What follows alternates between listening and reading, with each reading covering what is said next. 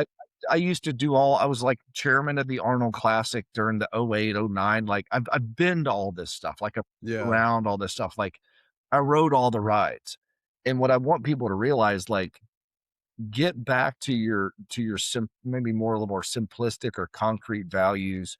Yeah, you can be big or strong or jacked or attractive, like whatever you choose to be, but don't make that your calling card.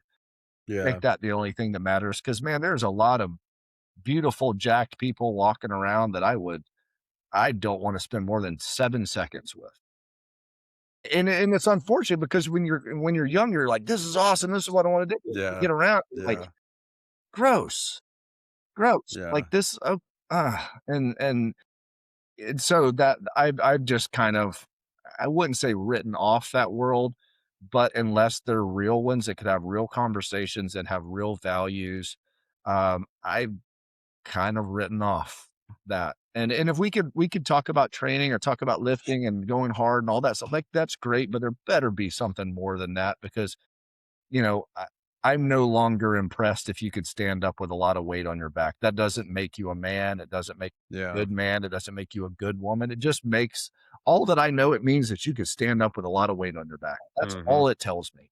And okay, that great. That's a neat feature.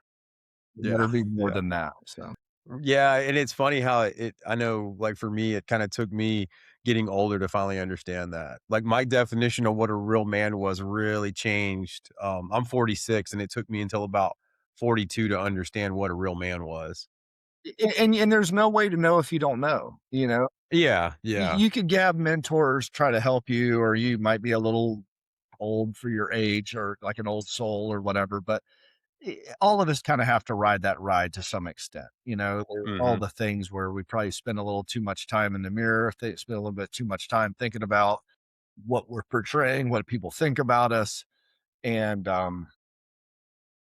when you realize in the end, none of that matters. None of that matters Yeah. to people that truly matter.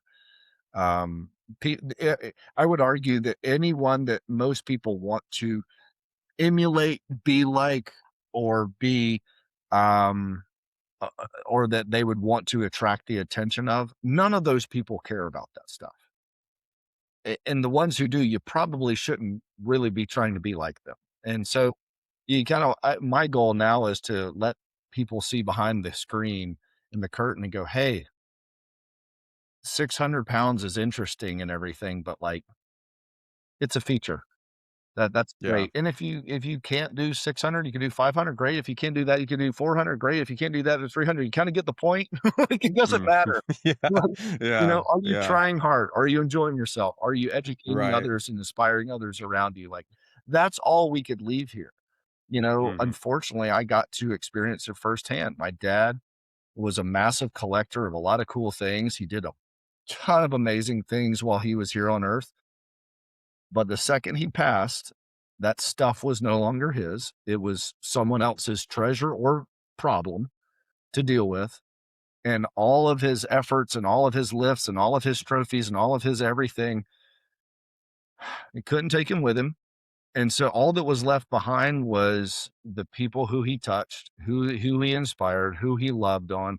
And so when we had his memorial service, I mean, there was 700 people that showed up easily. There was so many people from everywhere, and everyone had stories. And the coolest part, they weren't like, "He was so strong, he was so rich," or some nonsense. A Almost everyone was like, "Your dad changed my life in 1971 when he took extra time to blah. In 1983, he took extra time and coached me to blah." And it was hundreds of people saying that. And that fortified in my mind what I'd always kind of seen and felt and tried. But what I realized, the true treasure of what you leave here is what you leave here. And how many Mhm. lives can you, I know it sounds cheesy, but like, how many lives can you, I know he was there in spirit, and to see hundreds upon hundreds upon hundreds of people who all had stories of how he made their life better. And so that's what I see now as the goal is, obviously the 4 people that live at my house, my wife and my 3 kids, they're my number one, That's what they call, like, I don't know if you ever heard, like, the first row, second row, third row of your funeral. Have you ever heard that kind Hmm. of so Mm-mm. that's my first row. So they talk about the Hmm. first row at your funeral. You die, first row at your funeral. Those are the people whose lives will be forever altered by your passing. This is the worst day of their life, and this is crushing to them, and this will be a day that they will always remember, unfortunately.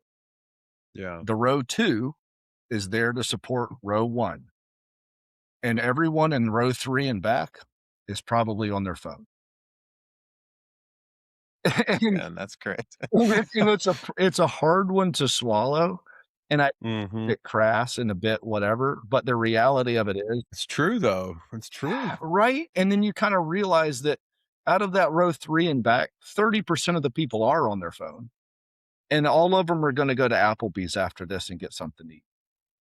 And so when you realize what I had to realize was, especially owning a business and you have marketing and strategy and all this stuff, how much effort and attentiveness was I putting into the 3rd row and back, trying to grow a brand, trying to do all this other stuff, and how much versus how much effort was I putting into my 1st row. Mhm. And that was a shift for me, but then there's also but that doesn't say that I don't want to invest in row 2 through 2 and 3, but because that would be awesome as well. That's a massive impact that you can make around you. Right. But I have to remember the most important are the ones that live in my house. So that's some of the wisdom and that have come with that experience the last 2 years, but it's been expensively paid for wisdom. That's really cool to hear about your father like that, man, and, that's something that I've kinda started to think more about as I've evolved and kinda worked on myself, like, what legacy am I gonna leave behind? Because I used to kinda look at it through the lens of, "I've gotta be successful, I've gotta have this job and do this to make a difference," but now I look at, "What impact am I gonna leave on my kids? Like, what are they gonna see?" And so I'm glad you're sharing that because I think that really shows the human side of you as an individual, but also for other men that are listening, to this episode, you can't take it with you. So you can have all the money in the world, but if your kids never got to spend time with you, they're going to resent you even after you're gone, and they're not going to remember anything good about you. So thanks for sharing that, man. Yeah, no, That's I hope someone hears it because, all of us might be into whatever we're into, whether it's collecting a thing or I like cars or I like Mhm, whatever. And the tendency is for us to work towards that. And for a lot of people that is. And mhm. um eh, and the reality of it is I read one time they said every trophy will eventually be thrown away by someone. And, "Well, what if you won an Olympic gold medal?" Well, okay, sure. You're not gonna throw it away. Your kids might not. Your grandkids Yeah. might not. But somebody one day is gonna find it and go, "What's this?" And they're gonna chuck it. So Mhm. there's not a permanence there. And, and I try to look at, your true inheritance or what you could leave behind, and try to sorry to be all these, like, sayings, but, I believe John Welborn and I were talking, and he said, they say you die twice. You die the day that you die, and then you die the last day that your name is mentioned. Yep. And so that is a challenge to me, and I generally like a challenge, like, how much of a positive impact can I make on this world that maybe I get to live an extra 50 years after I pass? Maybe. Maybe do Yeah. something really, really great, and my great grandkids are saying, "Hey, that Bert guy was pretty amazing. I love how he did X, Y, and Z." And so when you put that filter on your daily activities, that I believe keeps you focused better for what helps those around you versus like how much can I get?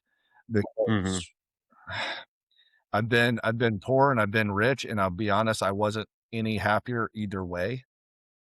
It really, truly. When you have a little bit of money, you have more options, but Yeah. it's not more joy. It's the same stuff is the same stuff. I like those around me to be happy. I like to be able to invest in them. I want people to feel loved. I'd like to feel loved and respected. And then you realize if I keel over during the middle of this podcast, like, hey, maybe God gave me an opportunity to somebody in the last 39 minutes and 53 seconds got to hear something that'll change their life. Great. Mhm. Like, okay, cool.